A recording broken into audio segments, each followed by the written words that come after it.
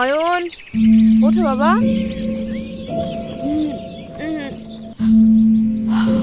ওঠো, তাড়াতাড়ি ফ্রেশ হয়ে নাও। আর রাখো তো বাচ্চা। কি রেজাল্ট করেছে সে? ওর জন্য আমি কি না করেছি। প্রত্যেকটা সাবজেক্টে আমি টিচার রেখে দিয়েছি, তারপর রেজাল্টের এই অবস্থা কেন হয়? লক্ষ্য করেছেন এ সবকিছু শুরু কোথায়? শিক্ষা বাণিজ্য নয়, অধিকার।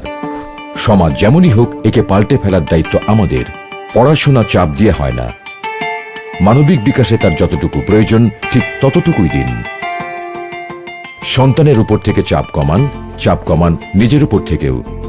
সনদ ডিজিটাল স্টাডি রুম বাচ্চাদের পড়াশোনাকে করেছে সহজ। শিক্ষা হোক সবখানে, অনলাইন কিংবা অফলাইনে।